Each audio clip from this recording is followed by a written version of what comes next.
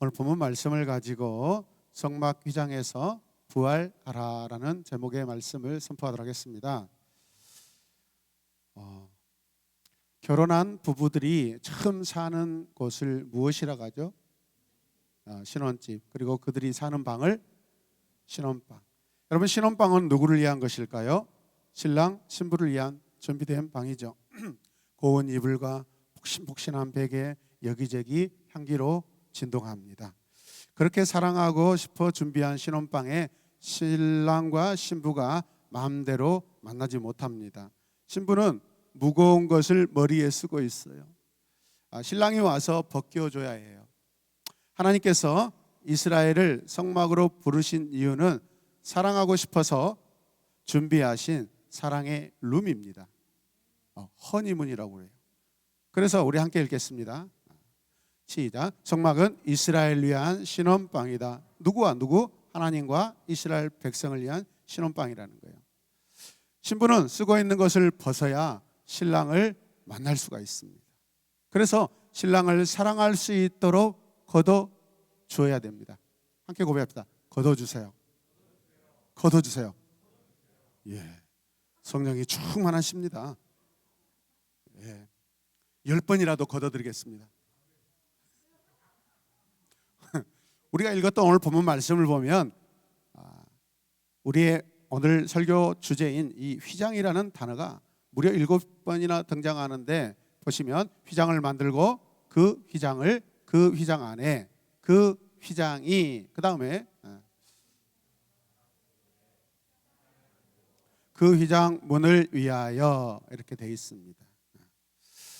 휘장이라는 단어가 7번 등장하는데 영어 성경은 커튼이라고 이렇게 번역하기도 합니다. 뭐라고요? 커튼. 일종의 차단막입니다. 오늘 본문 31절 말씀을 보면 너는 청색 자색 곡식실과 곱게 꼼 배실로 짜서 무엇을? 휘장을 만들고 그 위에 그룹들을 정교하게 수놓아서라고 하나님께서 지시하십니다.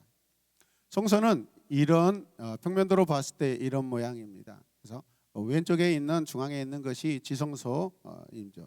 왼쪽에 지성소입니다. 여호와께서 가늘게 꼼 배실로 짜서 성막의 두 칸막이에 설치하라고 하십니다. 휘장이 한 곳에 있는 것이 아니라 두 군데 있습니다. 차단막인데 여기에서 강조하시는 말씀이 있습니다. 무엇이냐면 정교하게라고 하는 말씀입니다. 함께 봅시다. 정교하게. 영어로 보면 a skilled craftsman이라고 되어 있는데, 여러분, 지성소 앞 휘장은 솜씨 있는 직공들이 또 전문 기술자들이 그렇게 하라는 것입니다. 휘장을 만드는 법을 지금 지시하고 계시는데 정교하게 하라라는 말씀을 깊이 생각하라는 것입니다. 무엇을 생각하는 것이죠? 하나님께서 말씀하신 계획입니다. 아멘. 예, 설계도입니다. 작업도입니다. 작업도. 여호와께서 그리고 또 계획하신 대로 하라라는 그런 의미를 가지고 있고, 바른 판단을 내리라입니다. 여러분, 이 휘장을 만들 때 철저하게 깊이 생각하고 하나님이 계획하신 대로 해야 할 것이며, 바른 판단을 가지고 작업에 임하고 철저하게 계산해서 하라는 것입니다. 여러분, 그 영어 성경을 다시 보시면 skilled라는 이 과거 완료형입니다. 이 전문 기술을 갖춘 것을 의미합니다. 그래서 이 크래프트맨이라는 것은 고급 기술자, 숙련된 사람을 말하는 거예요. 어쿠스틱 기타 중에 크라프트라는 브랜드가 있습니다. 제가 2001년도에 65만을 주고 굉장히 비싼 금액을 주고 샀던 제품입니다. 물론 코드는 3개만 잡고 연주했죠. 그런데 그 기타를 보면 한쪽에 핸드메이드라고 라벨이 붙어 있습니다. 당시에는 공장에서 막 그냥 붙여서, 기계로 붙여서 그렇게 제작하는 그런 제품이 아니라 기술자가, 제작자가 직접 손으로 악교와 여러 가지 모양을 잡고 만들었다. 핸드메이드라는 것입니다. 그 제품이 크라프트라는 기타 제품입니다. 그 다음은 휘장에 거는 법을 32절에서 33절에서 말씀하고 있는데, 32절 말씀을 함께 보겠습니다. 금고리를 내 기둥 위에 늘어뜨리되 그 네 기둥을 조각목으로 만들고 금으로 싸서 네 받침 위에 둘지며라고 말씀하고 있습니다.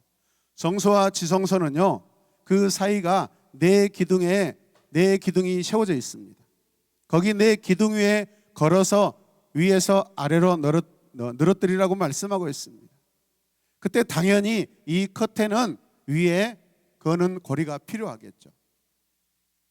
성소와 지성소 사이에는 네 기둥이 있고 뜰에서 성소로 들어오는 입구에는 5기둥이 이렇게 세워져 있습니다. 자, 기억하시고 이해하시길 바랍니다. 할렐루야. 네. 우리는 이 휘장을요, 기능적으로 보면은 칸막이 문의 역할을 하고 있습니다.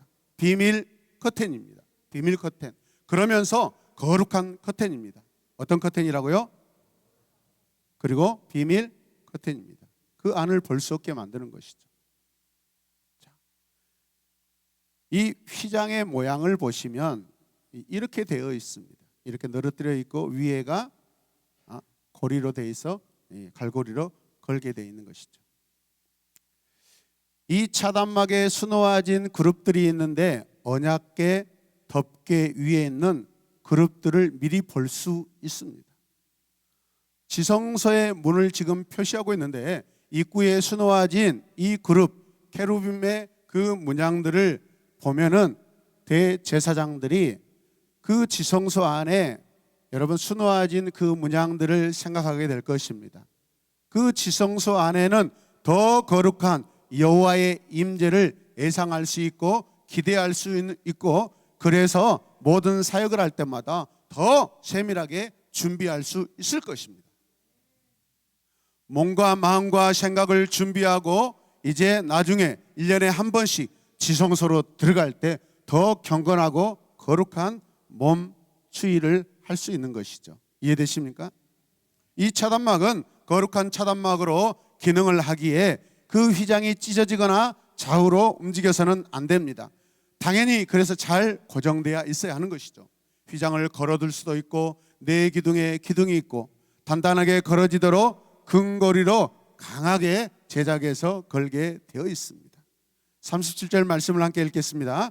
그 휘장 문을 위하여 기둥 5을 조각목으로 만들어 금으로 싸고 그 갈고리도 금으로 만들지며 또 그 기둥을 위하여 받침 5개를 놋으로 부어 만들지나.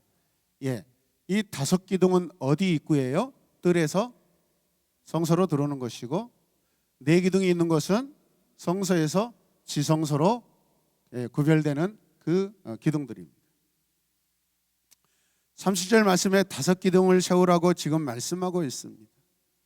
자, 보시면 이제 그림을 하나 더 보시면 지성소 앞에 바로 이런 기둥들이 세워져 있다라는 것이죠. 그러면서 이 휘장들을 위에서 아래로 고정하는데 사용되는 이 갈고리를 금으로 만들라고 하십니다. 단단하게 만들라고 하십니다. 이해되십니까? 그러면서 여호와께서 모세에게 이렇게 말씀하세요. 증거궤를 그 휘장 차단막 안에 들여 놓아라 라고 말씀하고 있습니다. 이 지시의 1차 목적은 십계명 이 증거판을 소중히 여길 장소를 마련하는 데 있습니다. 휘장은 하나님의 말씀 곧 증거궤를 만나는 길목입니다. 하나님께 가는 길목에 이 마치 십자가가 있는 것과 같습니다.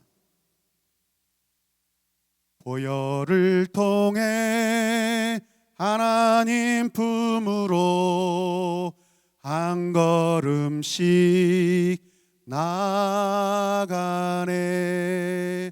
보혈을 통해 십자가를 통해 휘장을 통해 하나님께 나아간 줄로 믿습니다. 이 휘장은 또한 여호와를 만나고 용서를 받는 장소인 속죄소가 있는 지성소를 만들어내게 합니다. 이 차단막은 하나님의 율법과 지금 갓 출범한 하나님의 백성을 위한 여호와의 은혜의 선물을 보존하게 합니다.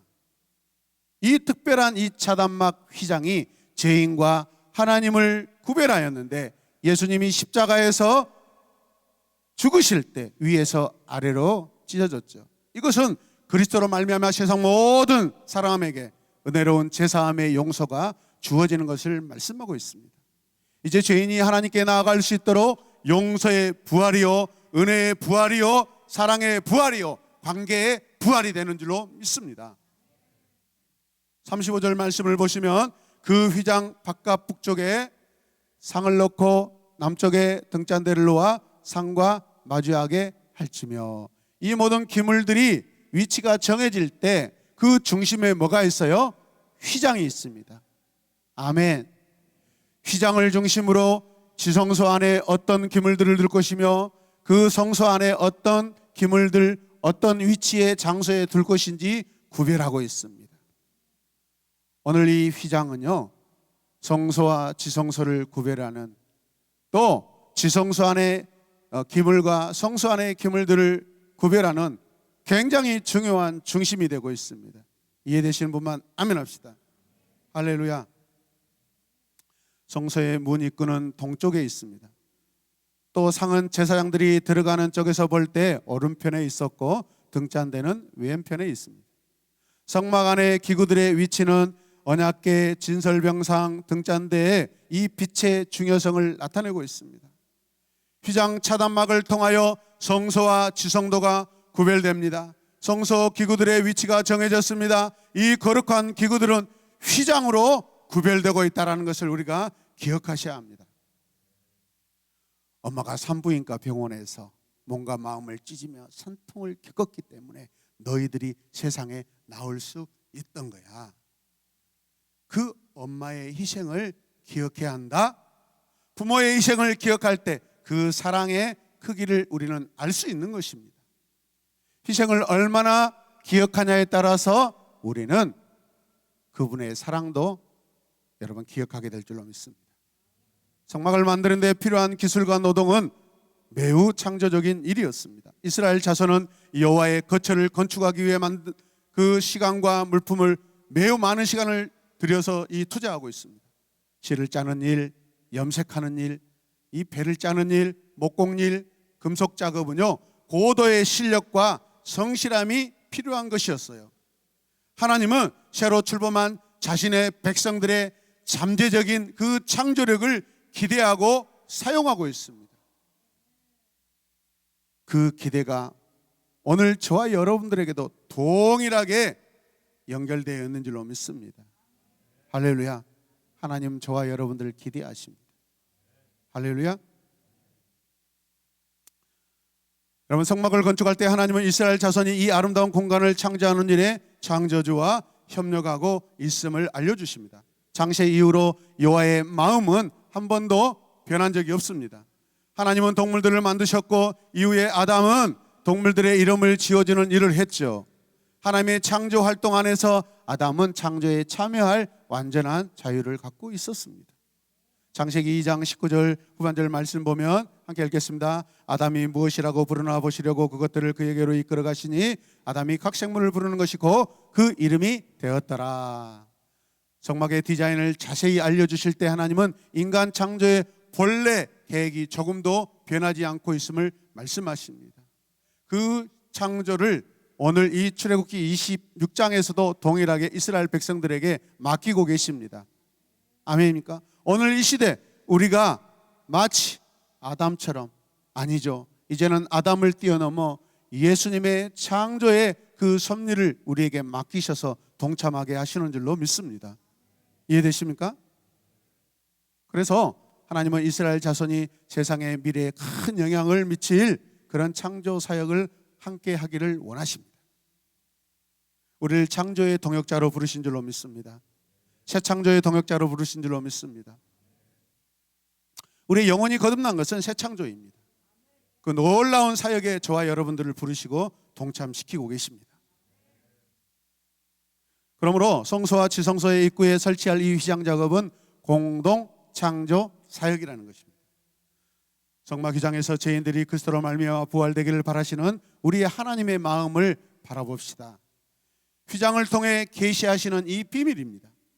거룩한 휘장으로 죄인들을 구별하셨지만 이 계획은 바꿀 수 없는 것은 아니었습니다. 하나님의 아들 예수 그리스도로 이 휘장 차단막이 걷어지고 백성에게 새 창조를 기대하신 것으로 나타나게 될 것입니다. 자기 백성이 다시 부활하기를 소망하고 계십니다. 휘장은 우리 죄로 인해 막힌 담과 같습니다. 하나님은 이 휘장을 찢으시고 사망의 죄인이 생명의 부활로 부활하기를 바라십니다. 생명으로 부활하십시다. 어둠에서 빛으로 부활합시다.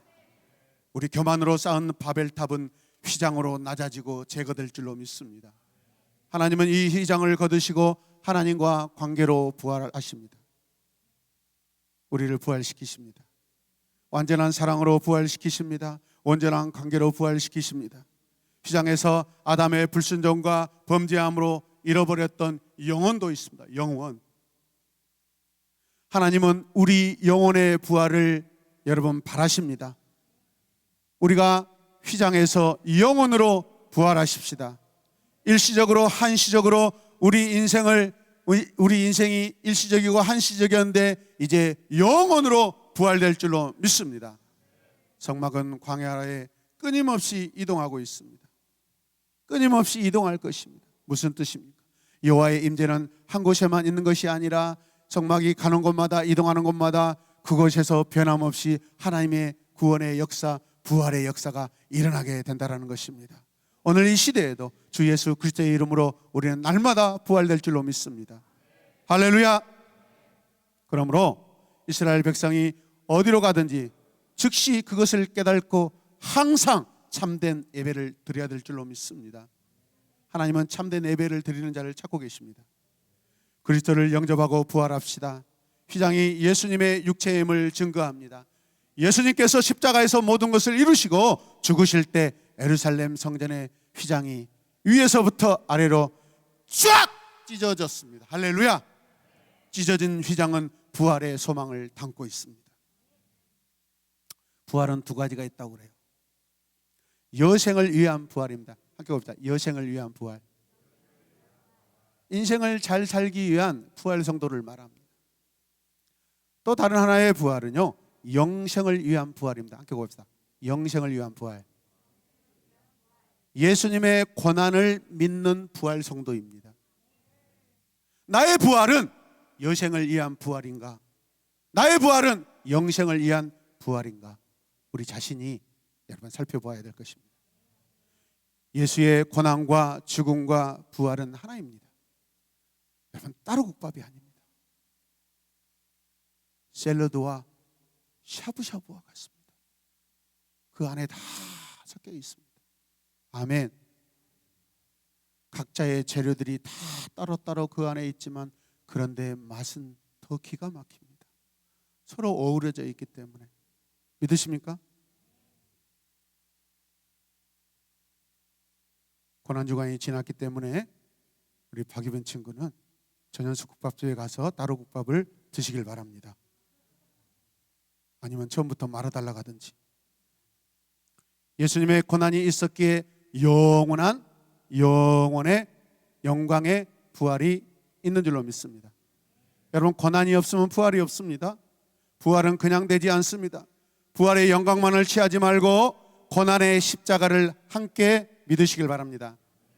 주님만 찢으시고 주님만 부활하신 사건이 되면 안 되겠습니다. 찢어진 휘장의 고난을 통해 부활을 사모합니다. 참된 부활은 휘장을 찢으시고 고난에서 부활하시고 희생으로 부활하시고 십자가로 부활입니다. 여러분 부활의 영광만 여러분 취하지 마시길 바랍니다. 그 부활이 오기까지 주님이 당하신 고난, 이 땅에 나를 위해 사신 흘리신 피와 물을 기억하시면 우리에게 계속해서 남은 인생 동안 참된 부활이 영광이 될 줄로 믿습니다. 기도하겠습니다. 하나님 아버지 감사합니다. 성막 휘장에서 이스라엘 백성들이 죄에서 부활하고 생명으로 부활하게 하시니 감사합니다. 또 예수 그리스도께서 찢어주신 그 몸의 휘장을 통하여 하나님 우리도 부활하게 하여 주시고 부활의 영광의 소망으로 살게 하여 주시옵소서. 주님의 부활이 우리의 부활이고 나의 부활입니다. 부활은 능력입니다. 능력의 성도로 살게 하여 주시옵소서.